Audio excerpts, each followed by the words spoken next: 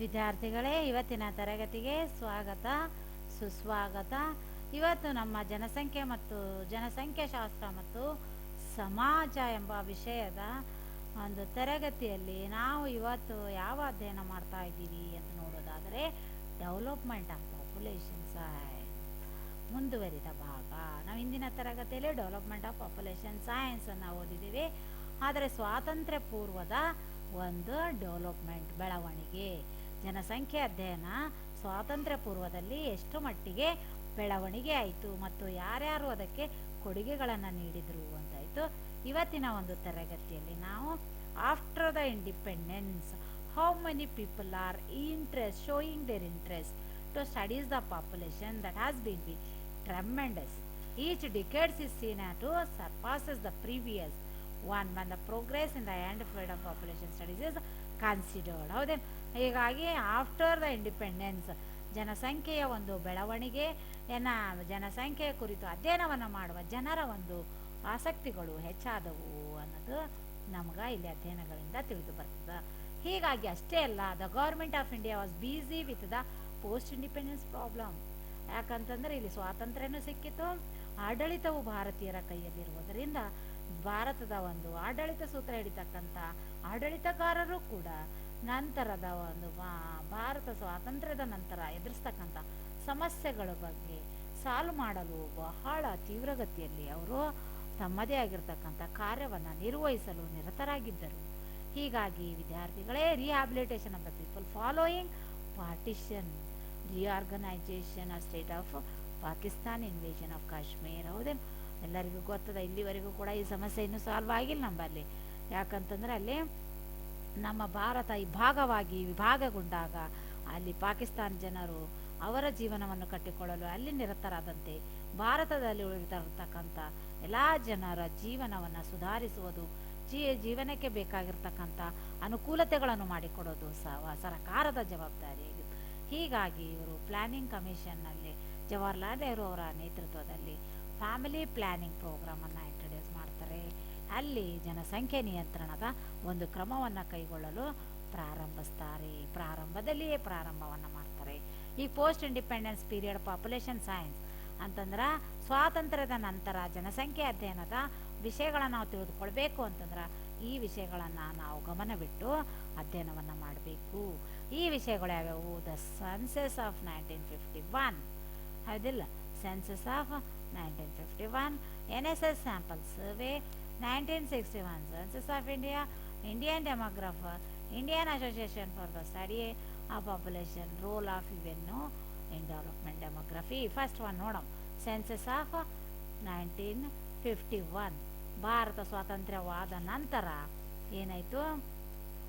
ಜನಸಂಖ್ಯೆಯ ಬೆಳವಣಿಗೆ ಬಗ್ಗೆ ಹೆಚ್ಚಿನ ಆಸಕ್ತಿಯನ್ನು ಹೊಂದಿದ್ದು ಅಷ್ಟೇ ಅಲ್ಲ, 1949ರಲ್ಲಿ, ಇಲ್ಲೇ ಹೇಳಿದೆ ನಾನು, 1949ರಲ್ಲಿ ಜನಸಂಖ್ಯೆ ನಿಯಂತ್ರಣಕ್ಕಾಗಿ ಕುಟುಂಬ ಯೋಜನೆಯನ್ನು ಜಾರಿಗೆ ತಂದರು. ನಂತರ ಜನಸಂಖ್ಯೆ ನೀತಿ, ಜನಸಂಖ್ಯೆ ಸಂಶೋಧನೆ ಕಾರ್ಯಕ್ರಮವನ್ನು ಸ್ಥಾಪಿಸಲು 1951ರಲ್ಲಿ ಜನಗಣತಿ ಕಾರ್ಯವನ್ನು ಆರಂಭಿಸಿದರು. The report of the first post independence census taken in the 1951 which was prepared by the R.A. Gopalaswamy. ಈ ಗೋಪಾಲಸ್ವಾಮಿ ಅಂತಕ್ಕಂಥವರು 1951ರ ಮೊದಲ ಒಂದು ಜನಗಣತಿ ರಿಪೋರ್ಟನ್ನು ತಯಾರಿಸ್ತಾರೆ. ಈ ಜನಗಣತಿ ರಿಪೋರ್ಟ್ನಲ್ಲಿ ಭಾರತದಲ್ಲಿ ಬದಲಾಗ್ತಕ್ಕಂಥ ಜನಸಂಖ್ಯೆಯ ಗಾತ್ರ, ಜನಸಂಖ್ಯೆಯ ರಚನೆ, ಯಾವ ರೀತಿಯ ಜನರ ಜೀವನ ಶೈಲಿ, ಲಿವಿಂಗ್ ಕಂಡೀಷನ್ ಏನಿದೆ ಅನ್ನೋದನ್ನು ಕೂಡ ಈ ಜನಗಣತಿಯಲ್ಲೇ ವಿಷಯವನ್ನು ಮಾಹಿತಿಯನ್ನು ಸಂಗ್ರಹಿಸಲು ಇಲ್ಲಿ ಪ್ರಶ್ನಾವಳಿಗಳನ್ನು, ಮಾಹಿತಿಯನ್ನು ಸಂಗ್ರಹಿಸುವ ಯೋಜನೆಗಳನ್ನು ಮಾಡಿಕೊಂಡರು. ಹೀಗಾಗಿ ಈ ಜನಸಂಖ್ಯೆ ಅಧ್ಯಯನದ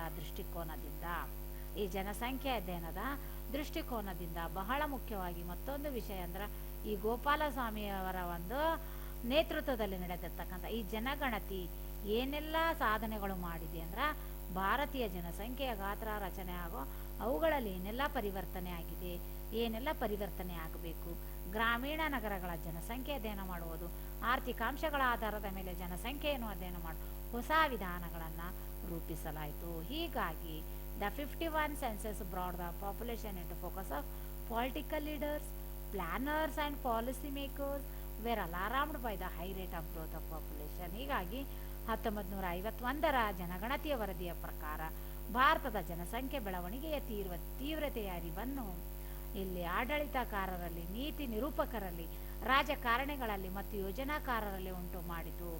ನಂತರ 1952ರಲ್ಲಿ ಏನು ಮಾಡ್ತಾರೆ, ಕುಟುಂಬ ಯೋಜನೆ ಕಾರ್ಯಕ್ರಮವನ್ನು ಹಾಕಿಕೊಂಡು 52ರಲ್ಲಿ ಆ ಕುಟುಂಬ ಯೋಜನೆ ಕಾರ್ಯಕ್ರಮವನ್ನು ಹಾಕಿಕೊಂಡು 1956ರಲ್ಲಿ ಕೇಂದ್ರ ಕುಟುಂಬ ಯೋಜನಾ ಸಮಿತಿಯನ್ನು ರಚನೆ ಮಾಡ್ತಾರೆ.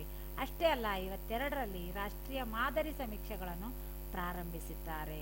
ಇಲ್ಲಿ ಫ್ಯಾಮಿಲಿ ಪ್ಲಾನಿಂಗ್ ಪ್ರೋಗ್ರಾಮನ್ನು 1952ರಲ್ಲಿ ಲಾಂಚ್ ಮಾಡಿದ್ರ.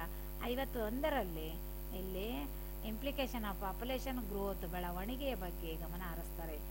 ನಂತರ 1956ರಲ್ಲಿ ಅಂತಾರಾಷ್ಟ್ರೀಯ ಜನಸಂಖ್ಯೆ ಅಧ್ಯಯನ ಸಂಸ್ಥೆಯನ್ನು ಸ್ಥಾಪನೆ ಮಾಡ್ತಾರೆ. ಅವಾಗ 1956ರಲ್ಲಿ ಈ ಜನಸಂಖ್ಯೆ ಅಧ್ಯಯನ ಬೆಳವಣಿಗೆಗೆ ಪ್ರಮುಖವಾಗಿರ್ತಕ್ಕಂಥ ಪಾತ್ರವನ್ನು ವಹಿಸ್ತದೆ. ಹೀಗಾಗಿ ಆರ್ಥಿಕ ಬೆಳವಣಿಗೆ, ಜನಸಂಖ್ಯಾ ಬೆಳವಣಿಗೆ ಹೇಗೆ ಈ ಒಂದು ಸಾಮಾಜಿಕ ಒಂದು ಸಮಸ್ಯೆಗಳನ್ನು ಹುಟ್ಟು ಹಾಕ್ತದೆ ಅನ್ನೋದನ್ನು ಈ ಡೆಮೋಗ್ರಾಫರ್ ಆಗಿರ್ತಕ್ಕಂಥ ಆನ್ಸ್ಲೆ ಜೇಕೂಲಿ ಎಡ್ಗರ್ ಎಂಬುವರವರು ಏನು ಮಾಡ್ತಾರೆ, ತಮ್ಮದೇ ಆಗಿರ್ತಕ್ಕಂಥ ವಿಚಾರಗಳನ್ನು ವ್ಯಕ್ತಪಡಿಸಿರ್ತಾರೆ. ಇದಾದ ನಂತರ NSS ನ್ಯಾಷನಲ್ ಸ್ಯಾಂಪಲ್ ಸರ್ವೆ. ದಿನನಿತ್ಯ ನೀವು ಟಿ ವಿಯನ್ನು ನೋಡ್ತಾ ಇದ್ರೆ ನೋಡ್ಬೋದು, ಅಲ್ಲಿ ಅಡ್ವರ್ಟೈಸ್ ಒಂದು ಬರ್ತದೆ. ಏನಂತಾರೆ, NSS ಸ್ಯಾಂಪಲ್ ಸರ್ವೆ.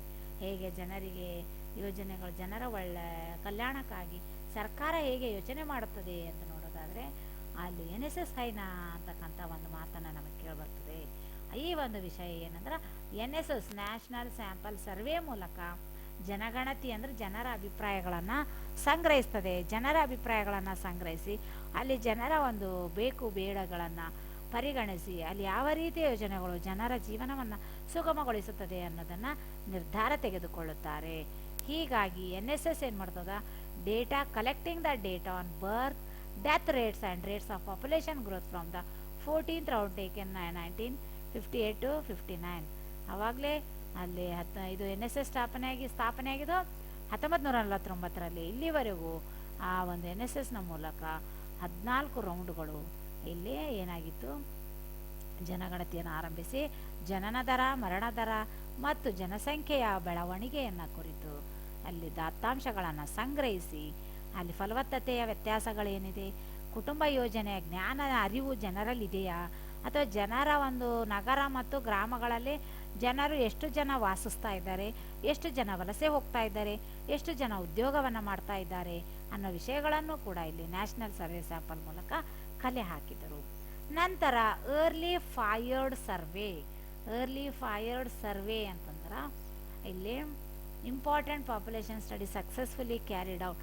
ಇಲ್ಲಿ ಮೈಸೂರು ಪಾಪ್ಯುಲೇಷನ್ ಸ್ಟಡಿಯನ್ನು jointly United Nation and government ಇವೆರಡೂ ಒಂದು ಸಂಸ್ಥೆಗಳು ಕೂಡಿಕೊಂಡು ಈ ಒಂದು ಸರ್ವೆಯನ್ನು ಮಾಡ್ತಾರೆ. ಈ ಸರ್ವೆನಲ್ಲಿ ಭಾರತದಲ್ಲಿರ್ತಕ್ಕಂಥ ಸಾಮಾಜಿಕ ಸಾಂಸ್ಕೃತಿಕ ಅಂಶಗಳು ಎಷ್ಟು ಫಲವತ್ತತೆ ಜನನ ದರಕ್ಕೆ ಇಲ್ಲಿ ಪರಿಣಾಮವನ್ನು ಬೀರ್ತಾ ಇದೆ ಅನ್ನೋದನ್ನು ಈ ಸರ್ವೆ ನಮಗೆ ತಿಳಿಸ್ಕೊಡ್ತಾ ಇದೆ.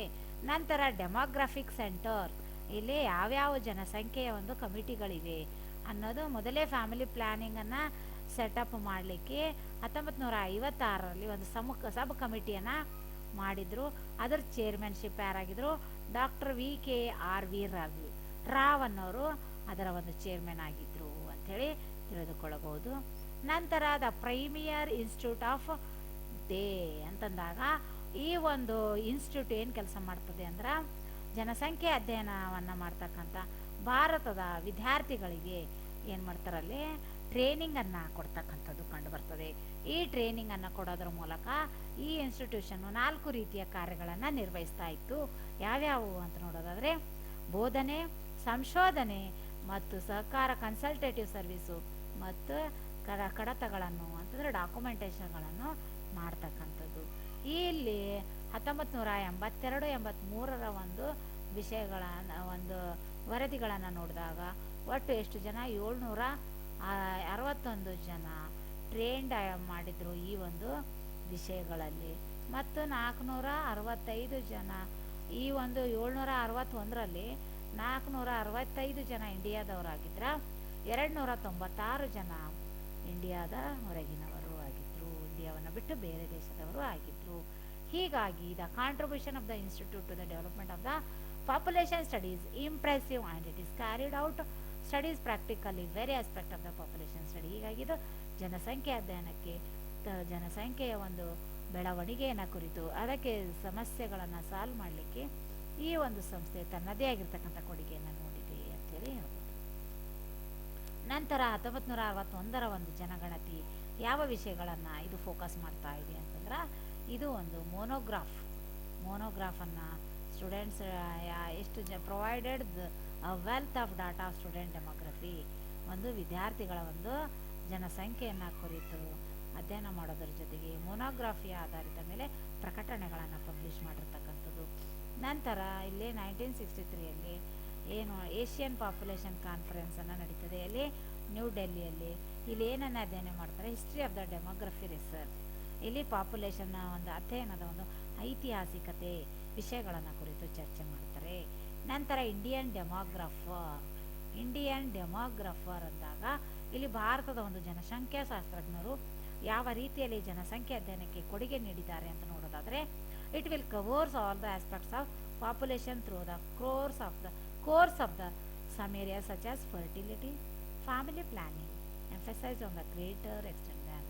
ಅದ್ರಲ್ಲಿ ಇಲ್ಲಿ ಏನಂತಂದ್ರೆ ಜನಸಂಖ್ಯೆ ಒಂದು ಜನನ ದರ, ಫಲವತ್ತತೆ, ಕೌಟುಂಬಿಕ ಯೋಜನೆಗಳ ಕುರಿತು ಇಲ್ಲಿ ಅಧ್ಯಯನವನ್ನು ಮಾಡ್ತದೆ. ಅಷ್ಟೇ ಅಲ್ಲ, ಈ ಒಂದು ವಿಷಯಗಳು ಆ ಒಂದು ಜನಸಂಖ್ಯೆಯನ್ನು ಯಾಕೆ ಬೆಳೀತಾ ಇದೆ, ಆ ಜನಸಂಖ್ಯೆ ಬೆಳವಣಿಗೆಯಲ್ಲಿ ಯಾವ ರೀತಿಯ ವಿಚಾರಗಳು ಮತ್ತು ಜ್ಞಾನಗಳು ಮತ್ತು ಫ್ಯಾಮಿಲಿ ಪ್ಲಾನಿಂಗ್ಗಳ ಬಗ್ಗೆ ಏನೆಲ್ಲ ಜನರಿಗೆ ಅರಿವಿದೆ ಅನ್ನೋದು ಕೂಡ ಇಲ್ಲಿ ಅವರ ಒಂದು ಅಧ್ಯಯನದಲ್ಲಿ ಕಂಡು ಬರ್ತವೆ.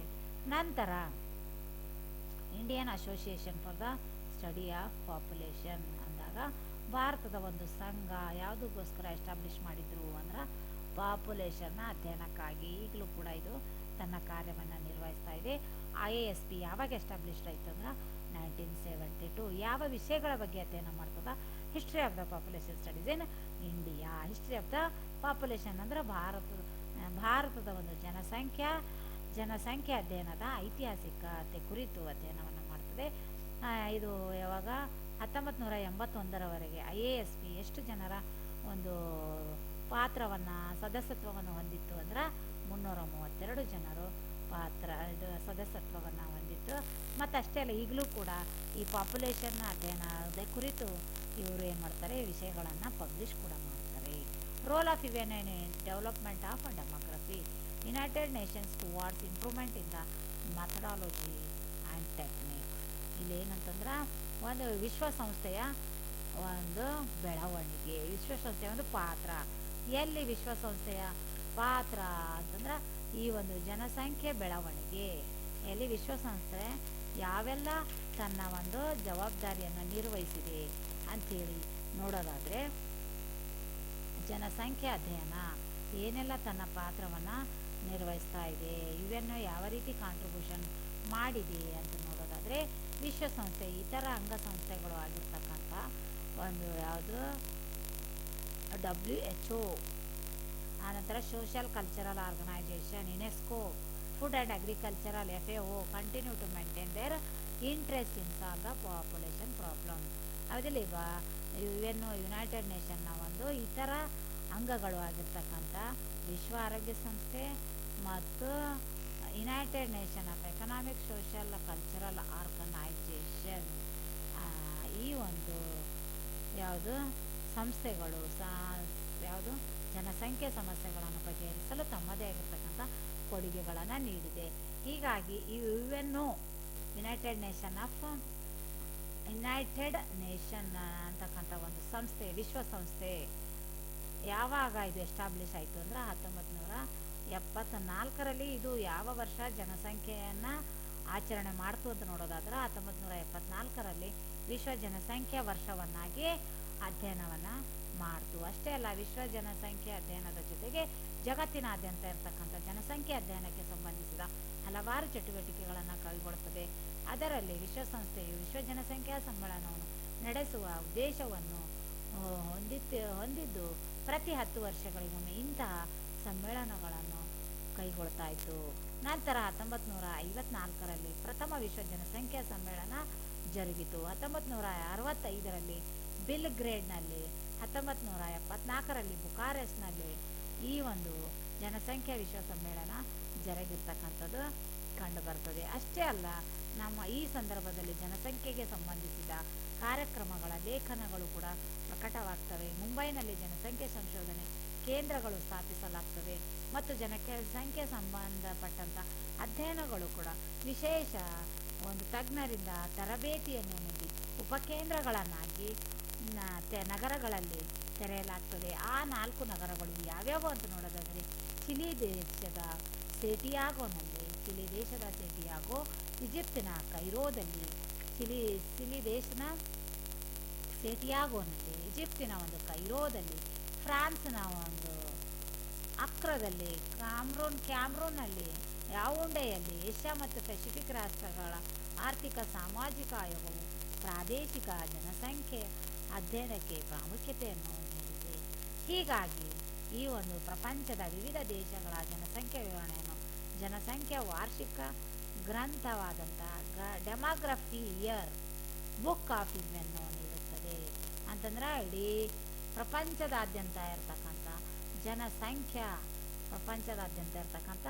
ವಿವಿಧ ದೇಶಗಳ ಜನಸಂಖ್ಯೆ ವಿವರಣೆಯನ್ನು ಜನಸಂಖ್ಯೆ ವಾರ್ಷಿಕ ಗ್ರಂಥವಾದ ಡೆಮೋಗ್ರಫಿ ಇಯರ್ ಬುಕ್ ಆಫ್ ಇವೆನ್ನು ವಿವರವಾಗಿರ್ತಕ್ಕಂಥ ಮಾಹಿತಿಯನ್ನು ನೀಡುತ್ತದೆ. ಅಷ್ಟೇ ಅಲ್ಲ, ಇದರಿಂದ ಜನಸಂಖ್ಯೆ ಅಧ್ಯಯನದ ಸಂಶೋಧನಾ ವಿಧಾನಗಳು, ತಂತ್ರಗಳ ಕಡೆಗೆ ಗಮನವನ್ನು ಹರಿಸುತ್ತದೆ. ಅಷ್ಟೇ ಅಲ್ಲ ವಿದ್ಯಾರ್ಥಿಗಳು, ಇದರ ಅಂಗಗಳಾಗಿರ್ತಕ್ಕಂಥ ವಿಶ್ವ ಆರೋಗ್ಯ ಸಂಸ್ಥೆ, ನಂತರ ವಿಶ್ವಸಂಸ್ಥೆಯ ಆರ್ಥಿಕ, ಸಾಮಾಜಿಕ ಮತ್ತು ಸಾಂಸ್ಕೃತಿಕ ಸಂಘ ಮತ್ತು ವಿಶ್ವ ಆಹಾರ ಸಂಘ ಮತ್ತು ವಿಶ್ವ ಕೃಷಿ ಸಂಘಗಳು ಕೂಡ ಜನಸಂಖ್ಯೆ ಅಧ್ಯಯನಕ್ಕೆ ವಿಶೇಷವಾಗಿರ್ತಕ್ಕಂಥ ಆಸಕ್ತಿಯನ್ನು ತೋರಿದ್ದು. ಅಷ್ಟೇ ಅಲ್ಲದೆ ಅಂತಾರಾಷ್ಟ್ರೀಯ ಮಟ್ಟದಲ್ಲಿ ಜನಸಂಖ್ಯೆ ಅಂಕಿಸಂಖ್ಯೆಗಳನ್ನು ಸಂಗ್ರಹಿಸಿ, ಸಮೀಕ್ಷೆಗಳನ್ನು ನಡೆಸಿ, ಅಂಕಿಸಂಖ್ಯೆಗಳನ್ನು ಸಂಗ್ರಹಿಸಿ ಅಂತಾರಾಷ್ಟ್ರೀಯ ಸಂಘವು ಜನಸಂಖ್ಯೆ ಸಮಸ್ಯೆಯನ್ನು ವೈಜ್ಞಾನಿಕ ರೀತಿಯಲ್ಲಿ ಅಧ್ಯಯನವನ್ನು ಮಾಡುತ್ತಿದ್ದು ವಿಶ್ವದ ಜನಸಂಖ್ಯಾಶಾಸ್ತ್ರಜ್ಞರ ಸಮಿತಿಯ ಸದಸ್ಯರನ್ನಾಗಿ ಹೊಂದಿದೆ ಅಂತ ಹೇಳಿದ್ರೆ ತಪ್ಪಾಗಲಿಕ್ಕಿಲ್ಲ. ಹೀಗಾಗಿ ಇಲ್ಲಿಯವರೆಗೂ ನಮ್ಮ ಒಂದು ಪೋಸ್ಟ್ ಇಂಡಿಪೆಂಡೆನ್ಸ್ ಪಾಪ್ಯುಲೇಷನ್ ಸ್ಟಡಿ ವಿಷಯಗಳು ಇಲ್ಲಿಗೆ ಮುಕ್ತಾಯವಾಗ್ತವೆ. ಹೀಗಾಗಿ ಇಂಡಿಪೆಂಡೆನ್ಸ್ ನಂತರ ಯಾವಾಗ ಏನೆಲ್ಲ 1951ರಲ್ಲಿ ಜನಗಣತಿ ಆರಂಭವಾಗಿ 1943 NSS ಸ್ಯಾಂಪಲ್ ಸರ್ವೆ ಎಸ್ಟಾಬ್ಲಿಷ್, 61ರ ಒಂದು census, Indian demographer, Indian association, UNO role, UNESCO role, ಅನಂತರ FAO ರೋಲ್ಗಳು, WHO ರೋಲ್ಗಳು ಕೂಡ ಜನಸಂಖ್ಯೆ ಸಮಸ್ಯೆಗಳನ್ನು ನಿವಾರಿಸಲು ತಮ್ಮದೇ ಆಗಿರ್ತಕ್ಕಂಥ ಪಾತ್ರ ವಹಿಸಿದೆ ಅನ್ನೋದು ನಮಗಿಲ್ಲಿ ತಿಳಿದು ಬರ್ತದೆ. ಹೀಗಾಗಿ ವಿದ್ಯಾರ್ಥಿಗಳೇ, ಇವತ್ತಿಗೆ ಇಲ್ಲಿನ ಒಂದು ತರಗತಿಗಳನ್ನು ಮುಗಿಸೋಣ. ಎಲ್ಲರಿಗೂ ಧನ್ಯವಾದ.